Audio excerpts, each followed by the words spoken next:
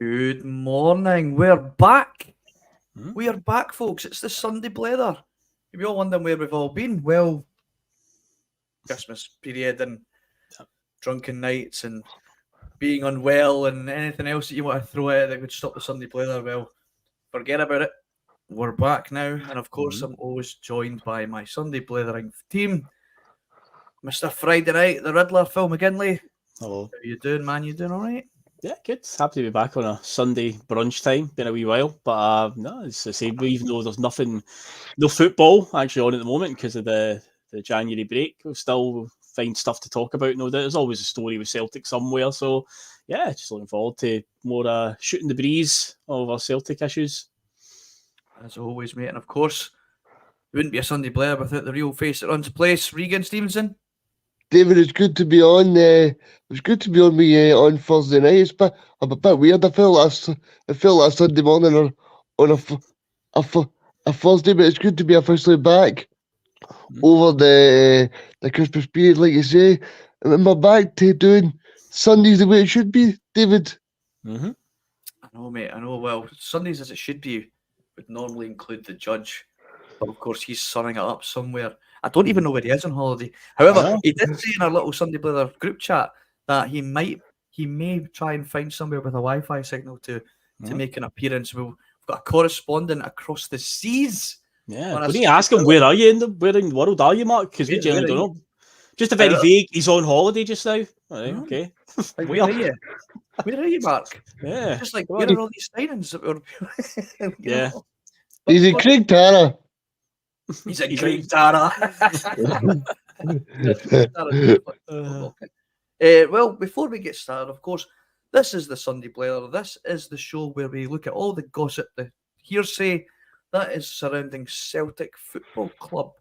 And of course, we will divulge into all these stories that make the papers and the headlines on Twitter and anything else that that gets spotted online, whether it's real or not. We'll discuss it because as we found that out, like I like to talk about things that didn't really happen.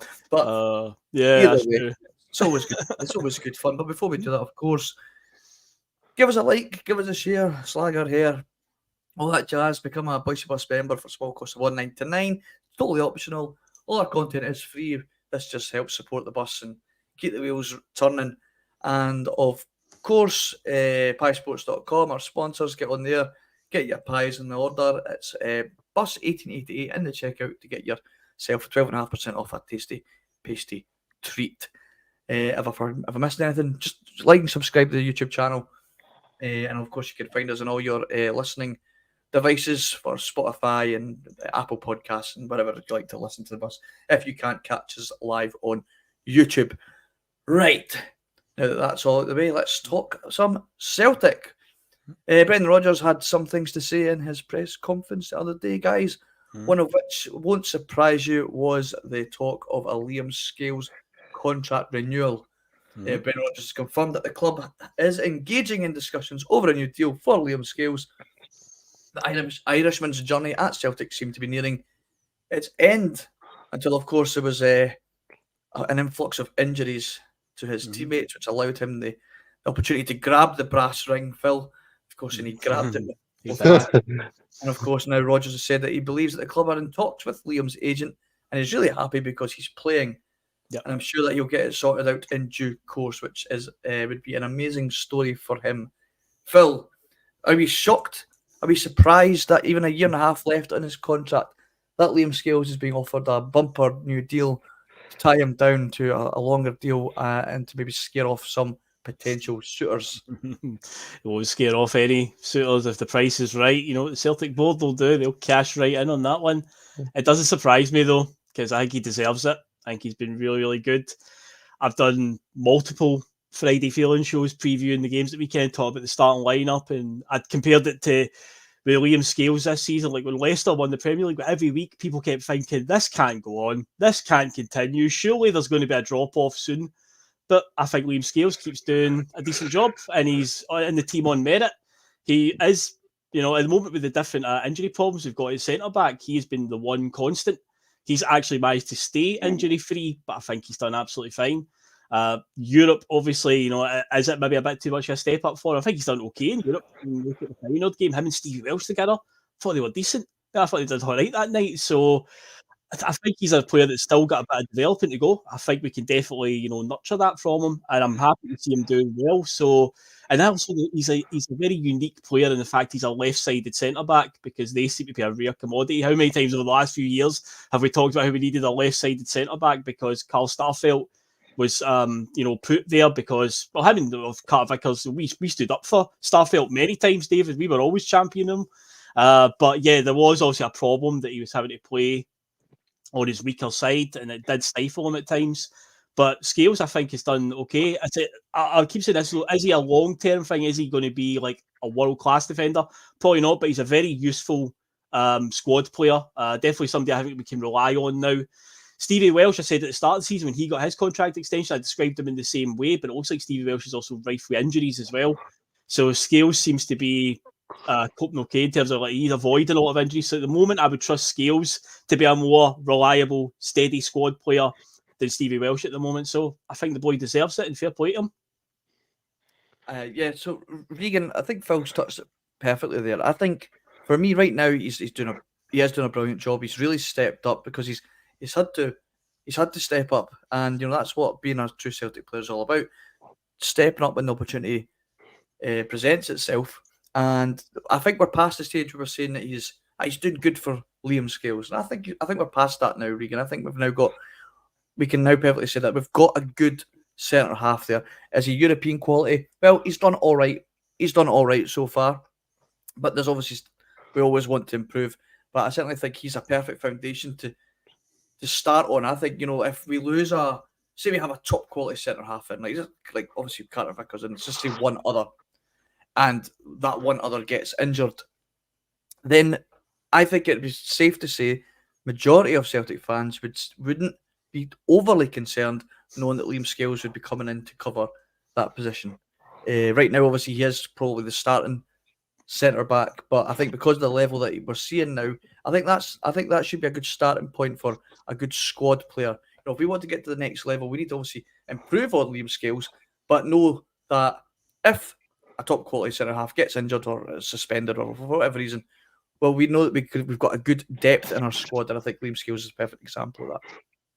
Yeah, David, I think Liam Scales has shown this season that he's very, very good, and he's tipping the scales in terms of like he was a guy that wasn't even playing centre back for Aberdeen. This is a guy who was playing left back for Aberdeen who scored a great goal against Rangers, and he's shown this season, David, that he stepped up, and Brendan Rodgers said it was his biggest surprise of his time as a manager in terms of the recapturing of Liam Scales, because this was a guy that just wasn't getting the opportunities under Ange Postecoglou, you know, because we thought this was a Dermot Desmond production, and obviously it was, but I don't know who Dermot Desmond got recommended by, but I tell you something, he's quite a good wee player, you know. And McKenna, I know that we often slag the recruitment, but I'm sure you guys would be the first to admit. See if he was a guy that came in, if he was a guy this season that came in for 4 or 5 million, and he was a Spanish international, we'd be saying this guy's no bad. Yep, you know, I think it's just because he's a typical Scottish, Irish, kind of British centre back, where we all go, oh, no, he's not that good. But see if he was a Spanish or a Polish guy, we'd be like that. Oh, he's actually quite good, this guy. I think we could sign him for a permanent deal. So I think it's about time that we actually stood up and said that this guy's doing fantastic. And I mean, you look at the game last week, I put on Twitter that it's bad from the scouting staff that were going into a match with Scales and Stephen Welsh. I do agree with what I'm saying there, but I also have to say I think Stephen Welsh has really stood up, and Scales as well, because you need to say, right, that obviously these two guys are no the first two picks that everybody wants, but you're kind of going into the match going, I've not seen Scales do anything wrong yet, you know. And then he I don't know if you guys remember, but he did a really good tackle on McCausland last week, where McCausland's almost through on goal, and he chops him out. And I'm thinking that's really good, intelligent play. But well, and I think Brendan Rodgers, right? He could have come out on Friday and said, "No, we just have to go with who we've got." But he come out there and says, "No, I'm really happy with Skills. I'm really happy with Welsh." And see the confidence those guys must have got, like in their house, in their pre-match meal on the Friday night. And Brendan Rodgers is saying, "I've got full confidence in Scales and full confidence in Welsh." I think people underestimate how big a boost that must be for the players. The fact that Brendan Rodgers has come out the day before and said, "I've got full confidence in these guys," and probably the biggest match, because let's not forget, right? If Celtic lost last week, Brendan Rodgers' job would have been on the line, because people could come on here and tell me that nothing would have happened and Brendan everything would have been fine, right? But that's how fickle football fans are. Football fans would have been on Twitter and saying Brendan Rodgers has lost his dressing room, like they did against Hearts, and that's the fickle nature of football. So I'm glad that we're 8 points in front and we can praise these guys. Because speaking of fickleness, is of course obviously Naroki has come in and he's well. I never subscribed to the fact that he was a dud. He got injured and we just obviously didn't get back in the team due to injuries. Didn't play any European football because he wasn't registered. However, Stephen Welsh was picked ahead of him for the Rangers game, and the only reason the Rocky is now playing is because of another injury to Stephen Welsh. So where is Welsh in the pecking order as a centre half pairing with when Cameron Carter-Vickers is injured? Is he still ahead of Naroki, or is Naroki he leapfrogged him just automatically? We've got quite a lot of centre halves that we're not quite sure yet. I don't think who our solid centre half pairing is. Well, I mean, I suppose you could argue Scales and Cameron Carter-Vickers are. Yet to see them really get a proper run of games together. Really, another centre half that keeps getting brought up in this January transfer window is, of course, McKenna of Nottingham Forest, formerly of Aberdeen. Now, of course, McKenna has been banished from the first team at Nottingham Forest. It's so harsh, banished. He had a fallout with the former manager, Steve Cooper. Is it Steve Cooper? Stephen Cooper, yeah. Stephen Cooper. He did start his first 5 Premier League games this season. He hasn't featured at all since in December at all. Of course, now with the arrival of Nuno Espirito Santo, You got it, that was it. Nuno Espirito Santo, bang on. Well done. Been practicing that. I've just been standing in front of that mirror there for the last 25 minutes, just saying it over and over again. He said it so much that he appeared behind me. He's obviously failed to impress him. Also, he's not brought him back into the fold. It's looking like a potential slug out between us and Rangers to sign him on a loan. And then that would run out his contract out. Then we'd be potentially able to sign him on a free. I said it on Thursday night. It wouldn't particularly bother me if he came in. I don't think he's a terrible defender. I don't think he's a bad defender, in fact. But is he better than what we've got? Does he walk straight into that starting lineup? I think it was, who was it that said it? David, I think he does. You know, I've listened to a lot of phone-ins the last couple of days and people are like, "Oh, McKenna, I'm not so sure about him." I think we need to be real with ourselves here. We keep putting down these Scottish talents when right upon our nose. We did the same thing with John McGinn. Oh, John McGinn's not good enough. I argued with many a Celtic fan at the time saying John McGinn was a class player. You know what I mean? I nearly said world class there, but people would be in the comments saying John McGinn's not world class, but he is in my head. Anyway, Scott McKenna is very, very reliable. You know, this is a guy that's got 27 Scotland caps or whatever it is. And this is a guy also that did very well up in Scotland as well. You know, we tend to forget how many times these guys play really well. How many times did Scott McKenna beat Rangers during his time at Aberdeen? He was brilliant, you know. And then he was linked to Celtic, and then he was linked to Aston Villa. Aston Villa put a bid in of £5 million, which Aberdeen then rejected because they wanted more money. And then they never got it the following year, which they would probably be annoyed about. But I think we're very quick to judge. Do you think people are judging him on remembering him only as an Aberdeen player? Because I don't know Yes. if people focus much on the Championship. Now, here's his stats. I'm just reading out his, I mean, not in-depth stats, but this is how much he was relied upon in Nottingham Forest gaining promotion to the Premiership. He played 69 games in the Championship for Nottingham Forest, scoring 3 goals and even getting 4 assists. He's also played 82 games in the Premiership. I'm guessing that would have been last season. They got up last season, didn't they? They were up last season. They stayed up, yeah. So obviously, and he got 5 goals in the Premiership, and assisting. Oh no, sorry, my mistake. That's the Scottish Premiership. My apologies. He's made 25 appearances in the Premier League, not scoring or assisting. However, 82 appearances in the Scottish Premiership. Sorry, with 5 goals and 1 assist for Aberdeen. I mean, you're right. He's got good attributes. I think he's deceivingly quick, Phil. He's a big lad. But the question is, does he dispose of Liam Scales? Because he's not moving Cameron Carter-Vickers. Does he remove Narovki out of the side? Let's say Carter-Vickers is going to be out for foreseeable. Does Narovki just get booted to the side if Scott McKenna came in? It'd be a partnership with Scott McKenna and Liam Scales.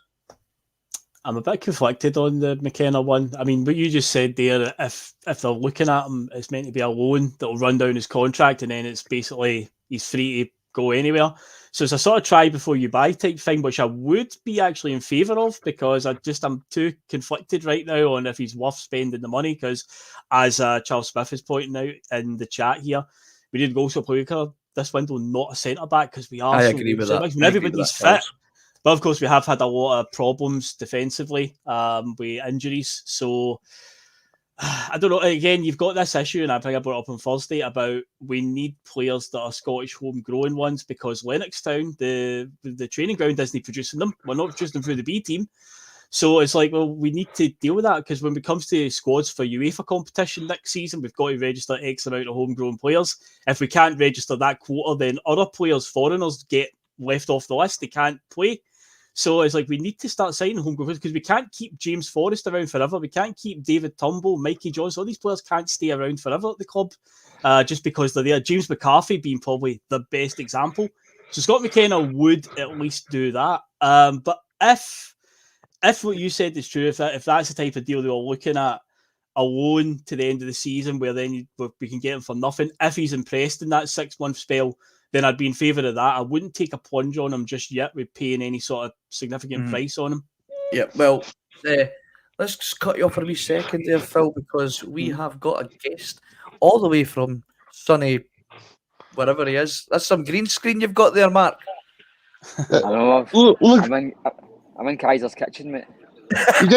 He's in Greg Tara. How are you doing, mate? I'm doing very well, thanks. Look at that, man. I'm so jealous. So where are you, Mark? I know. Lanzarote. Lanzarote. All the way from Lanzarote. We've got the judge from Lanzarote. Yeah. Well, Not doing a pod this year at all, so I thought I'd jump on and show you a wee bit of sun. Till you're sitting in the house freezing in it. You will not believe how bad it is here in Glasgow, mate. It is so I frosty, it looks like it snowed. No. Well, we were just discussing the potential signing of Scott McKenna, Mark. I'd like to.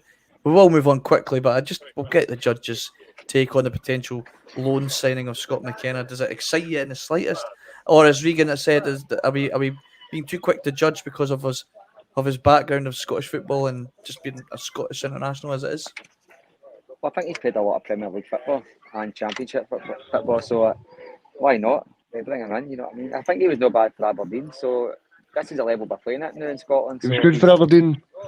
aye, if he's playing no bad down there and he was getting games, I think he's fell out with the manager or something. Nobody's quite sure why he's not getting a game anymore, but so something's happened there. I don't think it's about his footballing ability. He's still young, so I think he's 26, 27, so if you get him for nothing, the board would take him because there's probably a resale value on a defender that's couple with 3-4 years left in him, so I don't see why not.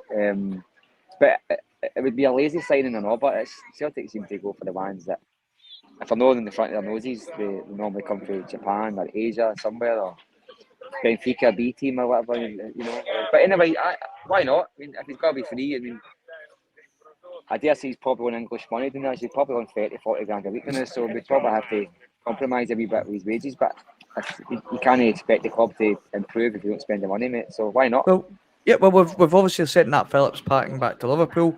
There is talk that Lagerbielke will leave the club. Is he better than either of them? Probably, mate. I think Nat Fraser's better than Nat Phillips. I thought he's one of the worst players I've ever seen in my life. I seen on social media under his post that he was leaving, a Liverpool fan said, "Oh, I'm glad he's out of there," etc. I thought, what a cheek! I mean, he came up here, started one important game away to Kilmarnock and scored an own goal and gave a goal away. He was an utter nightmare of a guy. He played one of the worst games of football that I've ever seen. You know what I mean? And that's what you get in England. There's a lot of journeymen that play for these big clubs. I think the first 11, first 15, 16, these big clubs are really good. So you go beneath that, you've got a lot of dross just cutting about these squads that are on 3-4 year deals and they're happy to be third and fourth choice. So they just keep on renewing their contracts rather than get out there and spending 10, 15 million on a player who's going to know what to sit on the bench for 3-4 years. He's probably happy just living in his mansion. We win a Liverpool tracksuit every week, but the pressures of playing for Celtic is totally different. Lagerbielke, I mean, I'm not a fan of the boy at all. He's a big part of what's a lot of what was wrong at Celtic in the being slow on the ball. He was letting teams in behind him. He's a clumsy tackler. He's not very good at all. You know what I mean? But there might be a player there, but I'd rather just cut our losses. Look at too many players that we are signing and we're waiting 2-3 years before we all make up our mind that they're shite. I mean, if they're not doing anything within the first season, I'd get rid of them, you know what I mean? Unless it's a player that's always going to give you longer term value. But guys like that, see if you see him training every day and he's not going to cut it, let him go in January. Why not? Let's just cut him out. You know what I mean? If he's picking a wage up and he's new, that let's be honest, he's behind Scales, he's probably behind Welsh, and he's probably behind Morocco. So if that's the deal, you know what I mean, then get rid of him. If you can get money back, or at least loan him out, give him football. But he hasn't got the profile of a defender. See, you watch him, he's not got the profile of a defender at all. It's bizarre. As a fullback. Can you look at? Sorry, David, but you look at his very first. I mean, look at his very first game against Feyenoord in the Champions League. That tackle that he made on the player was terrible. I mean, it wasn't even a defender's tackle. It was just a rash tackle that he decided to put in and got himself a straight red card in that game. And then John Hartson's like he's not built like a centre half, is he? He's not built like no. But you'd imagine your big Swedish centre halves to be built like he's not. You know, we've been used to like the Storovic and even Carl Starfelt, you know, big lads like that, big Swedish centre backs like that, and he doesn't fill that framework at all. No, he doesn't. Speaking of which players, on you go, mate. What are you saying? No, I was just saying he didn't impose himself at all. He's not got that look about him. No, absolutely not. Now, another player that we do have on loan at the minute is, of course, our Portuguese superstar. I'll be starting to call him that yet. Bernardo. Of course, he's now starting to get a run of games. Regan, we're starting to see what he can offer now that he's kind of settled into the side. Can he? I'm just going to mute for a wee second, man. There we go. Just all the background noise of the party going on in Lanzarote. He sent Marc on a scouting tour for some young Spanish talent. Anyway, yeah, sorry. Of course, we're starting to see him now really starting to impose himself on the side. and there is now obviously talks. We do know that there is an option to buy Bernardo. There's still a bit uncertainty what that figure actually is. There's talks of €6 million. There's talks of only €1.5 million. I don't believe that. However, whatever the fee is, I think we're now starting to see why I think it would be a good option to get this deal done in January now, because I don't think Benfica want to make the same mistake they made with Jota, where they clearly undervalued their player and we managed to take advantage of the agreed fee. I don't know if they've got anything in place to kind of protect themselves from that kind of happening again. I know they've got the huge sell-on clause out the Jota deal, but I think, if I'm being honest, I'm not confident we'll keep Matt O'Reilly in the summer. I think we've got a ready-made placement there in Bernardo that will, I think, it would be clever of Celtic to get this deal done and dusted now. So we're not going for the whole summer window of going, is he or is he not signing for the club, Regan? Yes, I know I said differently on Thursday, David, but I've had a few days to Jota, and I do think 5 to 6 million is a bit of a bargain. You know, I'm looking at Peter Lowell saying that he's got loads of money, so surely Peter could get his club off his wallet and spend that 5 to 6 million, whatever it is, because 5 or 6 million in today's market is absolutely nothing. Even for Celtic money, it's nothing. And I think Bernardo has shown in the last couple of games, he's shown with a big run of matches, he could do well. You know, and I'm not being disrespectful to the Scottish League here, David, but I think it's one of the worst standard of Scottish football in years. And I do think Bernardo's shown up the last couple of games, and maybe that was the reason why Brendan Rodgers threw him in the Champions League, because he clearly did see something there. And I do think we're going to get rid of David Turnbull in January. You know, I just can't see that. I can't see him lasting any longer than he is, because for me, he just doesn't offer much anymore. I did say to Phil in the summer, people can go and clip it up. I did say David Turnbull might make a reappearance because of Stuart Armstrong. Okay, I apologise to everybody about that. But yeah, I do think Bernardo would be a snip at 5 million, because like you see with that wee goal against St Mirren when Matt O'Reilly scored. I mean, that wee touch from Bernardo was brilliant. So, yeah, and the goal against Rangers as well, and obviously his goal against Dundee. So, I think once Bernardo gets a good run of games, he's shown his true quality. And I think he is the first pick ahead of David Turnbull and ahead of Rio Hatate until he gets fully back and firing again. Because I did like Rio Hatate getting a little bit emotional on Tuesday, because I know people like to be cynical and say that these guys are working their ticket, but yeah, I did like I'm getting emotional getting back to playing for Celtic again. So it was just good to see him back playing, and hopefully he can fire us to the title again, because I think now the money points clear and we've got this January window ahead, I'm feeling pretty confident, David. Yeah, I want to reiterate what I was saying. Like, Brown Warrior, this is kind of what I meant when I say a natural replacement for what I thought is Hatate would probably become that Matt O'Reilly role if we lost O'Reilly, and then Bernardo would slot into that midfield three. That's kind of what I was meaning. My concern though is the board looking at this situation and going, here, maybe we can lose Matt O'Reilly and get that 25 million because we've got Bernardo there and Hatate's back. You know, that's my concern. And the question I have, Phil, then, right, is what is more important this window? Retaining Matt O'Reilly this window or strengthening other positions? Because my concern, I would be very concerned if we lost Matt O'Reilly this window. But I don't know if I would. What would be more important for the club, retaining Matt O'Reilly to the summer or strengthening, say, a striker, a left back, strengthening, centre back? Without a doubt, strengthening. I think Matt O'Reilly will leave this window. I know there was some talk going into it. I think he'll be here to the summer. And I realistically looking at he's probably going to be sold then. The club will always be looking for that anyway. You know, we know how they operate now. It's not a surprise. So they'll be seeing the big profit above him and just be like, right, we will look at. I think he'll be here till the summer at least. But yeah, right now there are so many other positions that we need to be looking at. And again, if we can all see it, you've got to imagine that the manager sees it. But it's the question is, do the people above him see it? Obviously, results recently, this was something that people pointed out, and I think they were right to point out. Results recently and a win against them, does that then make the board kind of go, everything's hunky-dory?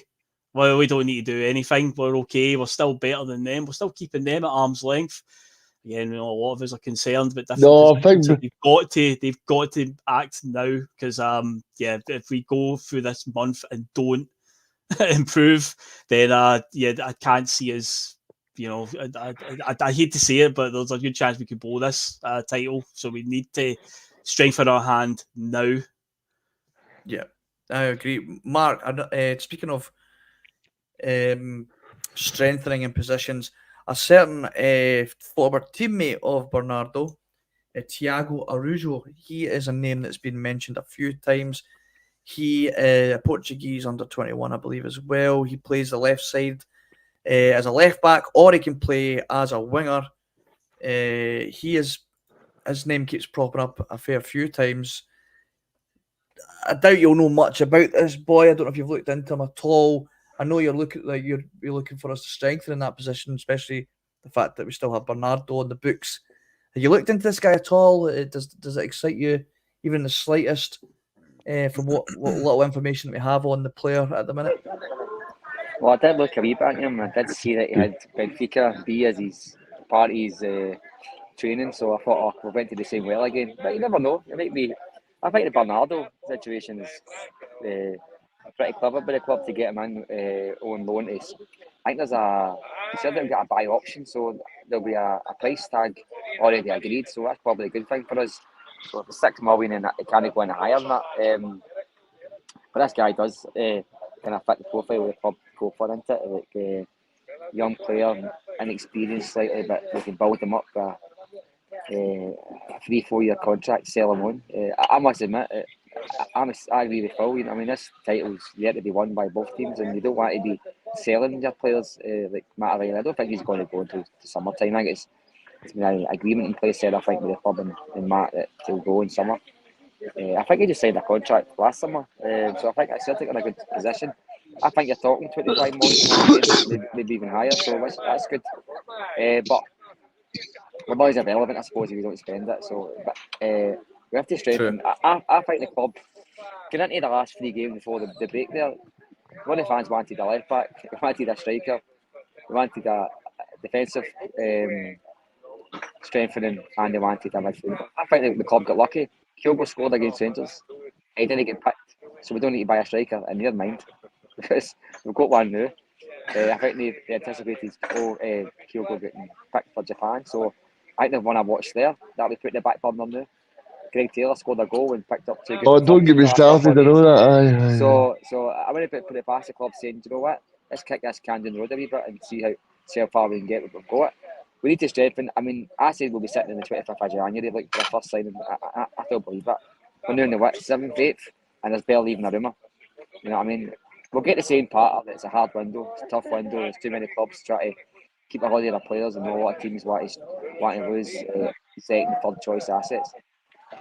We'll get hit with this part. I think we'll get somebody on loan to cover for Greg Taylor, but it'll be cover. I think Bernardo will go back to the university he came to, because originally for Argentina, there's no way that they make football players that are that bad. And I think they'll do the same with the centre backs. Welsh's come back into the role now, and Lagerbielke is going to be away. I know they've just found out that in the Rockies he's actually got 2 legs now and he can play football. So clubs want to watch, and Bernardo's been a revelation the last 3 weeks. If you'd asked me on the 25th of December, would you send him back? I'd send him back instantly. Now you're wanting to see what this guy can offer, because Regan's right. Hatate for me is second choice now. Until Hatate can come on and impact the way he used to, I don't see any reason to drop Bernardo until he starts to wane his form, wane off his form. But I'm not entirely sure what it takes for us to move players on and drop players, because I thought his form was terrible at the beginning of the season. I thought he just wasn't clicking into Celtic at all, and wasn't until he got injured that we managed to replace him with somebody else and give that a wee go. Same with Abada. I thought he was pretty poor until he got injured. But the players that have come in, I think only Bernardo and Palmer have made any impact, apart from what do you call him, Phillips, and he made some impact on my life, and I meant and my mental health watching him. You know what I mean? But I'm glad he's at the country.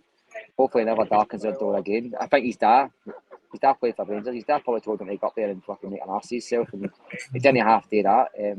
How these guys get contracts for Liverpool, I don't really know. I think it just has to be players that they don't want to let go because they fill a position in the squad. But although I did see here Klopp saying that he didn't come back to Scotland early because of ability reasons. That's exactly why he came back, because he's not got any ability. If he was any good, he'll stay at Celtic till the summer. No doubt there'll be a deal put in place. You know what I mean? So I think Klopp's talking pish. You know, not the first time that guy talks a lot of pish, to be honest. But no, I think it's a big window for Celtic. Phil's spot on. This is, you know, we beat that mob all day there, right? What we did was just get ourselves back into the foot we were in 2 weeks ago. You know what I mean? A couple of points to spare. They're not won their games yet, but they will win them. He's got them beating the Dross. So if a Rangers manager's job now is to perfect beating the Dross, and then come at the derby matches, put in a performance and try and get points on the board. He's already done the first part. He's beaten the Dross. You know what I mean? He's given a lifeline with the Europa League, won that group. He's probably saved maybe a player or two if they get sold this window, because he's maybe put another £3-4 million in the bank. You know what I mean? They're that skint now that every penny counts for them. So we need to push away from them. You know what I mean? Because they're beating the other teams now, and they're doing it religiously now. It's every week they're beating them. I know they're getting the SFA involved and wanting what they call them, no referee their matches. You know, just quickly on that, I don't think any of that's.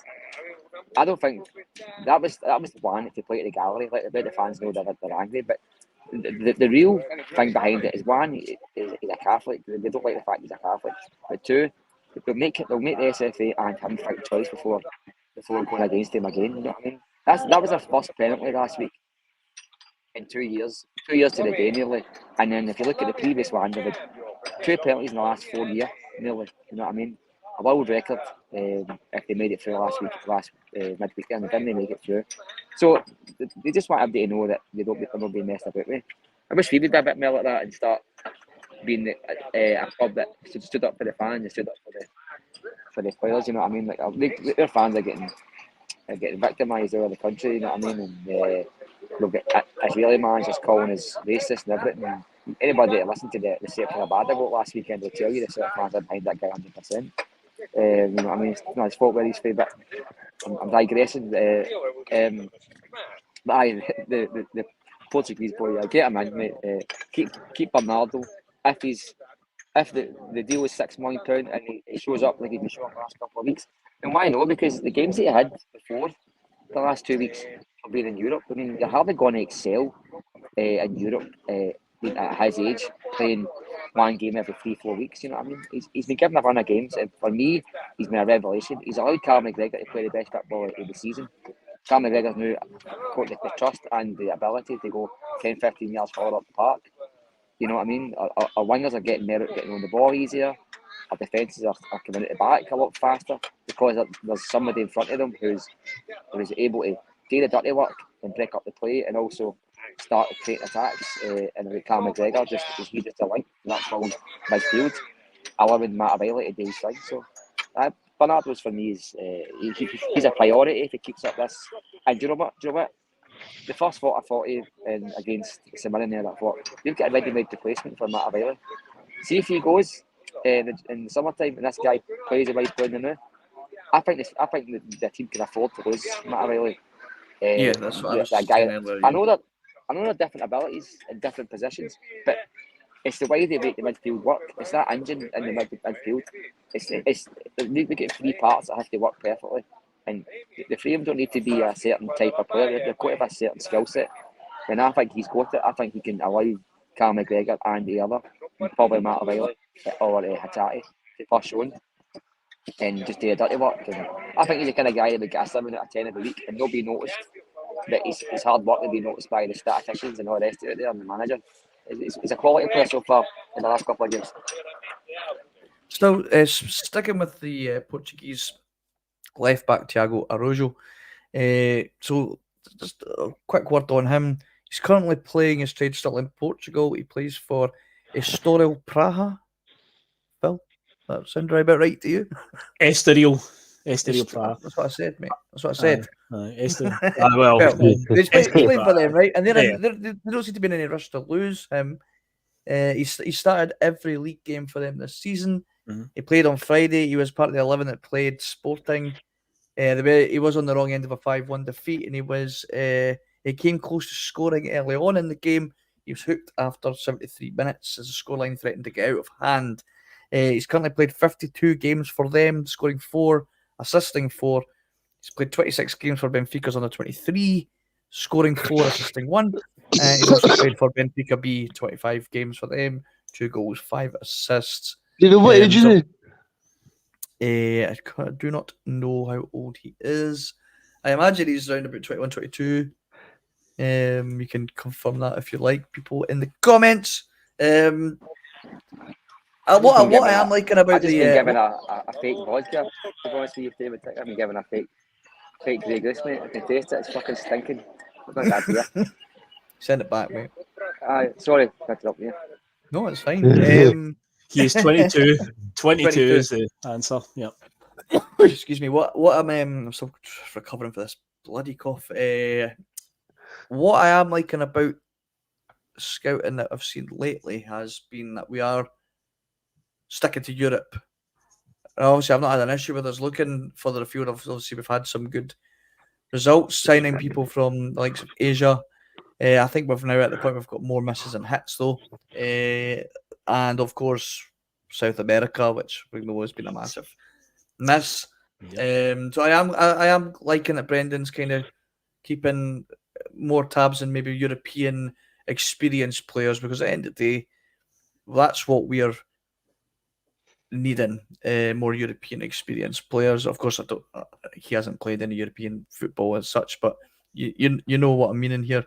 Regan, I think it would be we're going down that well again with the Benfica, but it seems to be working. So I would be quite happy to see whether if say Barnaby gets moved along either on loan or sold, and this boy comes in to see if he can take Greg Taylor's place. Now, you had some interesting thoughts on what Greg Taylor had to say with the amount of media interest in his position. He's obviously not concerned about it, which is good. We don't want our players to be concerned about it. We want them to be up for the challenge. He certainly thinks that he will still be the best left back in the squad, regardless of who comes in. Do you agree with Greg Taylor there, or what do you think? I certainly hope he's not the best left back in the squad by the time January ends, because we need to upgrade in that position, because I know, like you said, he scored against St Mirren, and it's one of the things where he puts his hand in his ears, like looking at the Celtic support, I'm like, this is a guy that's turned up the majority of the year, putting his hands in his ears when Celtic are 2-0 up. I think that was towards the St Mirren fans, though, if I'm being honest. Okay, I thought it was towards the Celtic supporters. He was getting a lot of pelters, because remember when he got when he went down injured, he was getting a lot of pelters, like they're calling him cheat and stuff. So I think it's a bit of a weird one, David, because where he did it, he was still in front of Celtic fans in the away end down at that course. So there's a few Celtic fans I saw on Twitter saying he was aiming that at us. So it was weird. I don't know if it was the best idea for him to do that in the position he did, because it's been taken the wrong way, perhaps, by some people. I remember watching the game going, I was like, he'll score now, and if he does, hope he gets some pelters. The Mirren fans have done it because about that's what I thought. No, it was because the camera was right at the wee stand, and they were giving him dog abuse. Remember, he was doing injured, and there was one guy in particular you could hear clear as day, and they were giving him dog abuse. He was giving it to the home fans. That's what I thought. I think Twitter players know that every action is magnified. So I think David Turnbull's reaction a few weeks ago when he put his hands in his ears, that was a message to the Celtic fans to shut up. Yeah, don't give him a hard time even though he's shite. But I think his one was definitely to the fans. No, it's fine. I'll pay for it. It's fine. I'd rather be him now. No, You get him it's telt, fine. Mark. No, it's fine. Sorry. You get him telt, Sorry. Mark. Get him Oh, telt. no, it's The fine. judge telling it the way it is. Sorry. No, it's got me a Charlie. The judges causing carnage in Lanzarote. I'm going to do it here, man. I said to him, I don't want that ball. Anyway, no, I'm quite a cynical person, but I'm 100% sure that was to the Sabinian fans, and fuck them, because Sabinian fans are Rangers fans anyway, so get up them. No.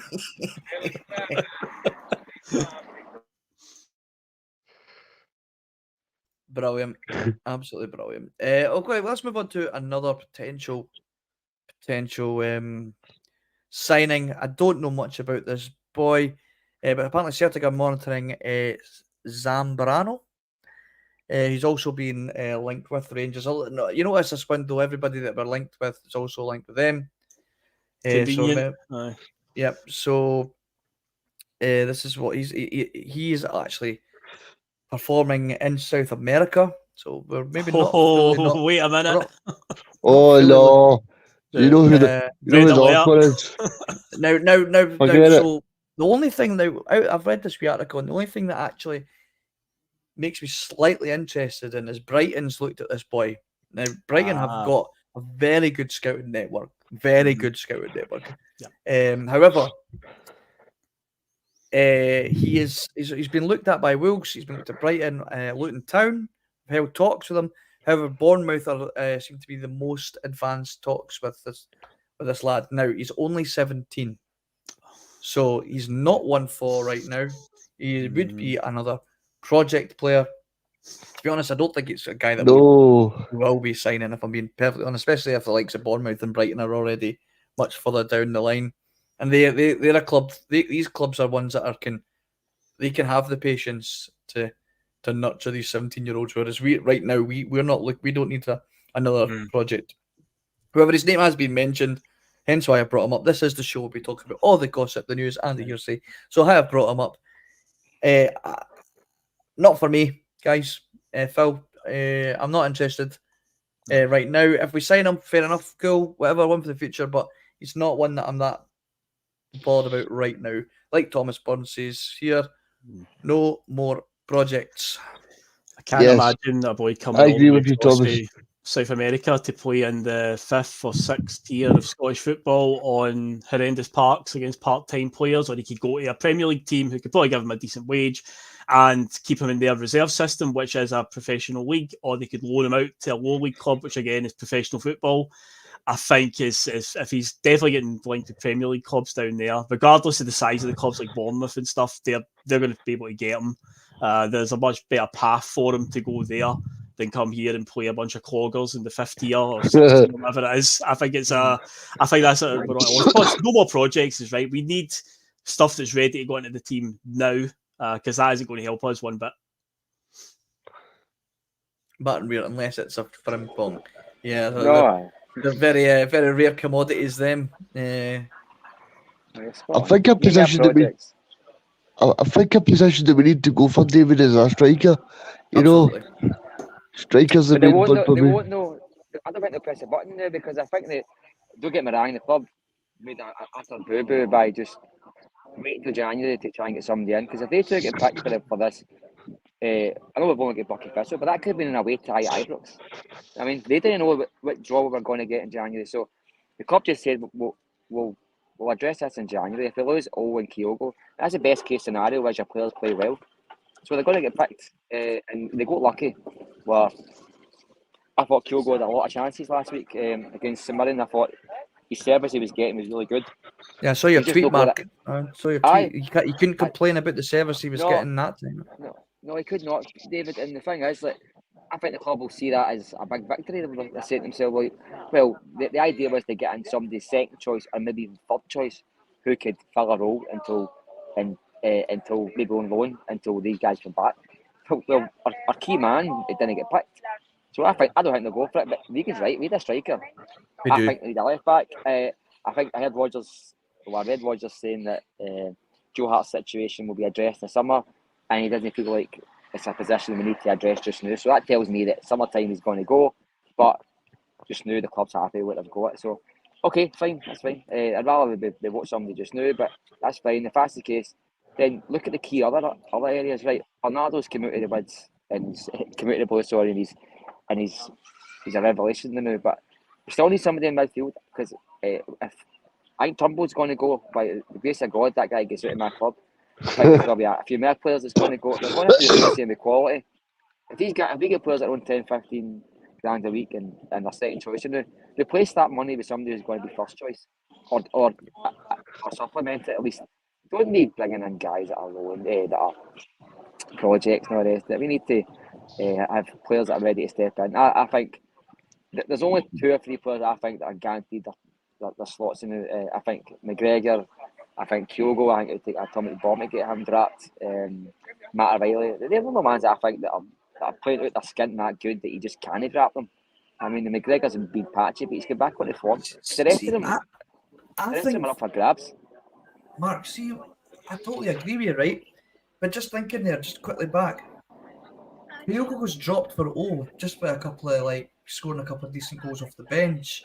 I think Brendan is looking for a striker that can be the guy that Kyogo gets dropped for. I'm not calling for Kyogo to be dropped. However, I don't think he's as undroppable as he has been Well said, aye.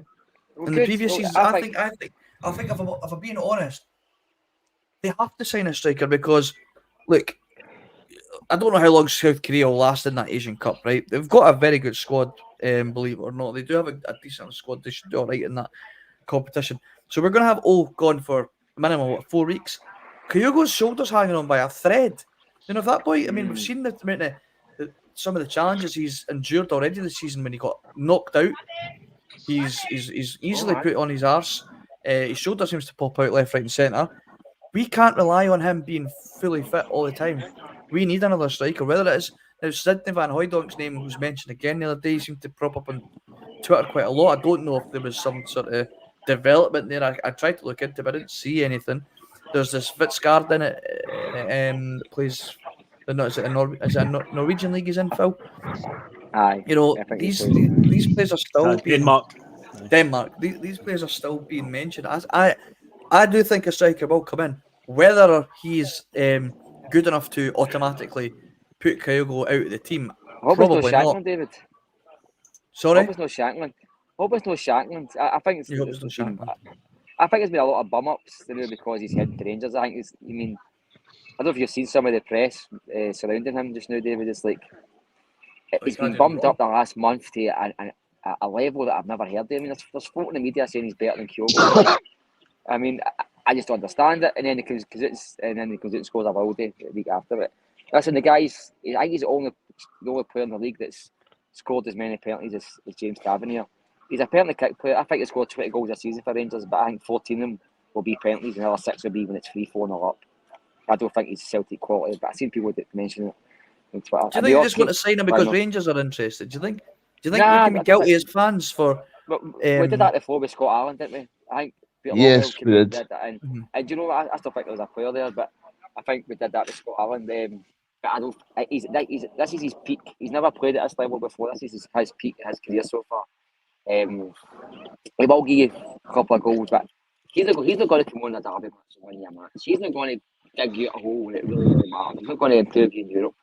If you're buying players like that, then don't start talking about making dents in Europe. Don't start pretending that Celtic are trying to progress when you're buying guys for one of the worst Hearts teams that it's been in years. The fans went rid of that manager 1 week, and then they're praising him the next. I mean, this isn't a very good Hearts team, but it's only the last couple of weeks that he started to score real goals again. You know what I mean? He got a hat-trick against us last season. I think he got 3 penalties that game. You know what I mean? And missed one of them, but he's a penalty player. He's a penalty pick taker. That's all he is. Still, David. You know what I mean? But I'm going to go because she's just getting the ball now. But just want to pop away. It's been great having you back, mate. I feel like I've show you the seen sun because I like to make you all jealous. Enjoy Craig Tara. That waiter trying to give you a Charlie Drake vodka. That's hearing it, mate. Mess with the wrong judge, go, guys. Mess with the wrong Thanks podcast. very much. No. Later, mate. I can influence people, you know. Catch you later, mate. See you, Mark. See you later. Cheers, mate. Yeah. Bye-bye. Quickly, another player I just want to bring up. We're not going to spend much time talking about him because there's really no need. But it looks like Siegrist might be making some moves to try and get out of the club. He's currently, he's recently changed his agent. So looks like there's a possibility that he will be leaving the club. Whether he stays in Scotland, I'd imagine he probably will. Maybe we can offer him to a club to try and get like a deal done over the line to try and get him moved on. Phil, I mean, we had high hopes for Siegrist, but to be potentially a challenger or perhaps long-term replacement for Joe Hart, it's not worked out that way. I think it's been a bit of a dud signing, if I'm being perfectly honest. I was actually surprised. The only time we've seen him this season is in that wee video of the boys having a wee night out over the weekend. That was Siegrist's first appearance this season. He's a big handsome lad, but he's not going to be here much longer, I don't think. It's such a disappointment, really. I did have high hopes, and I felt he was, Dundee United, he was outstanding for them. So it was a good signing for us to get. Obviously, a bit of speculation because at the time, again, we were just talking about trying to stop Rangers from signing players. They were definitely in for a goalkeeper. That was the summer that Alan McGregor was going to be retiring. Alan McGregor got a big send-off in the Scottish Cup final, came on for the last few minutes of extra time, and then they got him a new year's contract. And about the same time that got announced, we announced Benjamin Siegrist on a free transfer. So I wonder if they got wind that he was coming to us and they were like, they just panicked. Because if we've signed a player just to stop them, again, do we learn from Scott Allen stuff? Did we learn from that? Obviously not. But yeah, I had high hopes for the lad. He made 2 appearances in the League Cup last season, and then that was it. He was just gone after that. He's never made an appearance other than I think he played in the friendly that we got absolutely battered off Yokohama, didn't he? He came on at half time. He did. We were 3-2 up at half time and ended up losing like 6-4 or something. It was like 6-4 we did. A FIFA game or something, Ridiculous scoreline. That was the game that Dyson got his hat trick. It was actually, it was that one. He's definitely suited to Japanese football as Dyson. He definitely is, but he's with Siegrist. It's time to go. It's ridiculous that Scott Bain is now the second choice keeper again at Celtic. Incredible that that's happened because we need 3 new keepers essentially. We need to Joe Hart finish up at the end of the season. Very confident that's going to happen. I know there's been talk that Brendan's mentioned something about he isn't going to look to change the keeper anytime soon, so that's going to be put off to the summer. So we'll definitely be Joe Hart at the end of the season. But yeah, when the summer comes, Joe Hart goes. We can't just suddenly promote Scott Bain to the number 1 keeper. We need to be bringing, I think, 2 goalkeepers in the summer. A number 1 and somebody that is better than Scott Bain as the reserve. Because Siegrist will definitely be gone as well. But again, that 3-year contract that Scott Bain signed a year ago, mysterious. Obviously, the club didn't put out, they didn't say anything about that either, Phil. That's right. They didn't that was mention it. interesting money that they didn't bother to. There was no fanfare about that one whatsoever. Yeah. Strange that. I wonder why. Very odd. Yes. Very odd. Before we finish up, because we're just about to hit the hour mark, just quickly, Brendan Rodgers made some comments in the conference recently. John McGinn wasn't the first player that we missed out on under Brendan Rodgers. A one called Declan Rice we missed out on apparently during his first stint in charge. It was only for injury issues to West Ham players that ended up costing us this potential signing. He says, I remember when I was here at the first time, we spent about 3 months looking for Declan Rice to come in. He said Declan was all set to come in, and then all of a sudden they had an injury. He stayed and got in the team, and the rest is history. It's not the club's fault. It's just it's just the way it goes. Declan Rice, potential Celtic signing. I mean, wow, crazy to think. I mean, whether we would have got the same Declan Rice at West Ham, you never know. It's just one of the things you just don't know how people's careers pan out. Obviously, he's become England's most expensive signing, is that? At the moment, yeah. It was Grealish and now it's Declan Rice. 2 former Irish boys. Yeah. Now English. Yeah. Are now England's most expensive signings. I mean, that would have been some signing if we got Declan Rice in. I mean, would it have been, it's a Desmond production, he's Irish. I don't know if it would have been like that back then, because I don't think it was, this narrative about the board was as strong as it was back in 2016, 2017, because Brendan had just came in, everything was rosy, won the treble that season, undefeated. So again, when things are going really, really well, you don't tend to notice these things. But I don't think, I think if Declan Rice had came in, I think it would have been like, some of the recent signings we'd done at that time, like bringing in guys from Man City on loan. It would just be like, another young stuff in the Premier League. But now if that happens, then the narrative is very different around the player, because I think a lot of fans are just absolutely fed up to the back teeth of it. Yeah, absolutely. Regan, what's your thoughts on the prospect of us having Declan Rice? I know it doesn't really matter now, it's been a fair while since that was a possibility, but to see what he's gone on to do, it's just one of those ones where you're like, wow, could you imagine if Declan Rice was playing for Celtic? He's a great player, David. I watched him in the flesh from West Ham, and he was just strolling the midfield the full match. And it was definitely been a great signing for Brendan Rodgers his first time, and you just don't know how people's football time would have panned out, because Declan Rice might not move to Arsenal if they're doing it at Celtic, because he may have enjoyed Celtic that much that he stayed here.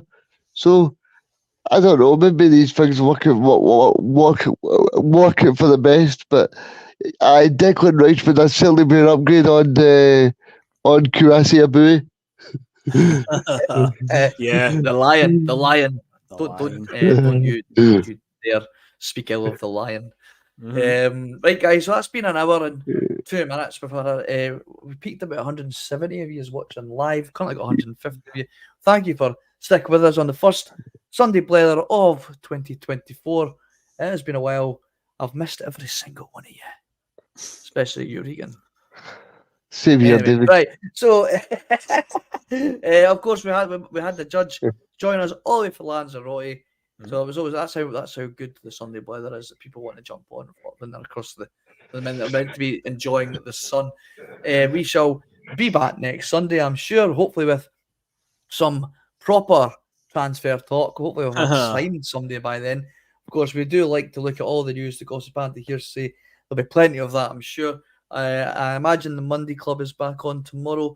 I'm not 100% sure on that, but make sure that you've hit that wee bell button. You'll be notified when the bus does pull up at the bus stop, and we shall see you guys next time. Thanks very much. Take care. See you later, guys. Cheers. Take care.